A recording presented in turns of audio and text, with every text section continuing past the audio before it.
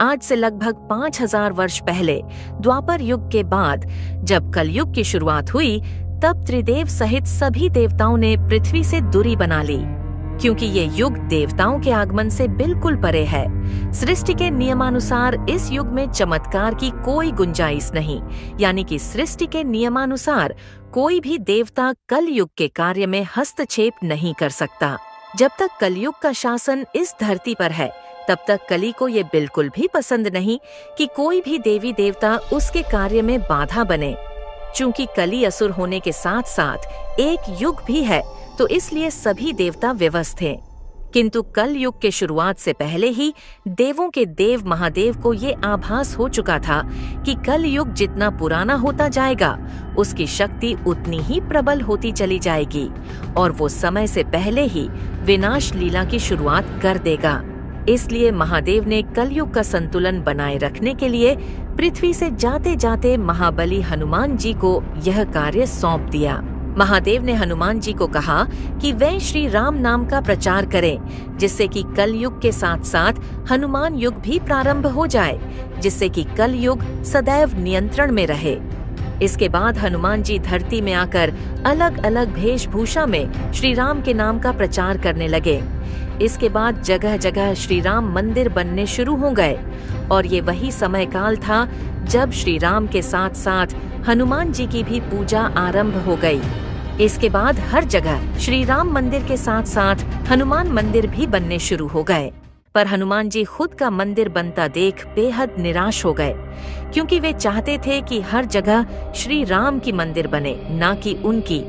क्योंकि हनुमान जी खुद को सिर्फ श्री राम का सेवक ही मानते थे, वह भगवान बनने के बिल्कुल भी इच्छुक नहीं थे। और जब हनुमान युग की शुरुआत होने लगी, तब यह बात कलयुग को पता चली।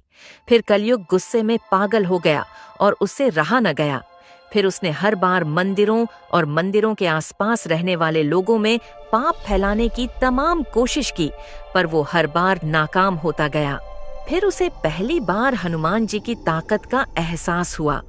कली समझ गया कि किसी भी मंदिर या मंदिर के आसपास उसकी माया का कोई असर नहीं होने वाला, और फिर उसने बेहद शातिर तरीके से मंदिरों से मिलो दूर रह रहे इंसानों के अंदर मंदिरों के प्रति घृणा की माया फैला दी। और फिर कलयुग की माया में फंसकर लोग मंदिरों के प्रति काफी हिंसक हो गए। फिर लोग मंदिरों को तोड़ने के साथ साथ साधु संतों को भी दंडित करने लगे।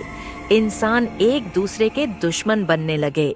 उस वक्त हनुमान जी श्री राम के ध्यान में लीन थे, लेकिन जब उन्हें कलयुग के इस दुस्साहस का आभास हुआ, तो हनुमान जी काफी क्रोधित हो उठे और कली यानी कि कलयुग की तलाश में निकल पड़े। और उन्होंने आकाश, पाताल, जंगल, हर जगह कलयुग को ढूंढा। फिर इतने खोज के बाद आखिरकार दोनों आमने सामने आ ही गए। हनुमान जी को सामने देख कलयुग घबरा गया। फिर उसने अपने शक्तियों से हनुमान जी पे अंधाधुंध प्रहार करना शुरू कर दिया, लेकिन कलयुग के शक्तियों का हनुमान जी पे कोई असर न हुआ। और फिर कलयुग ने अपनी माया दिखाई और हनुमान जी पे हावी होने की कोशिश की। कुछ देर तक हनुमान जी कलयुग के इस ताकतवर माया जाल में उलझे रहे, लेकिन कुछ क्षण के बाद कलयुग का ये बिछाया हुआ माया जाल भी टूट गया। फिर हनुमान जी ने श्री राम का नाम लेते हुए कलयुग को वहीं धूल चटा दी और कलयुग को युद्ध में हराया। लेकिन कलयुग को समाप्त नहीं कर पाए, क्योंकि कलयुग सिर्फ एक दैत्य नहीं बल्कि एक युग भी है, जिसे समय से पहले समाप्त नहीं किया जा सकता। फिर कलयुग वहां से गायब होकर कहीं छिप गया और उसी समय से हनुमान जी और कलयुग के बीच ऐसे ही तमाम युद्ध होते चले आ रहे हैं। हर बार हनुमान जी ने कलयुग को शिकस्त दी। इसलिए बुराई कुछ समय के लिए अच्छाई पे हावी जरूर होती है, पर अंत में जीत सच्चाई की ही होती है। और हनुमान जी के इन्हीं प्रयासों से ही अब तक कलयुग समय से पहले घोर कलयुग लाने में विफल रहा, वरना अब तक तो कलयुग धरती पर विनाश लीला रच चुका होता। यदि आज धरती में कहीं अच्छे कर्म हो रहे हैं, यदि कहीं ईमानदारी है, यदि कहीं सच्चाई है, तो वो हनुमान जी की ही देन है। और इसलिए हनुमान जी को कलयुग का देवता भी कहा जाता है, क्योंकि इस कलयुग में एक हनुमान जी ही है जो सच्चे लोगों का सहारा है।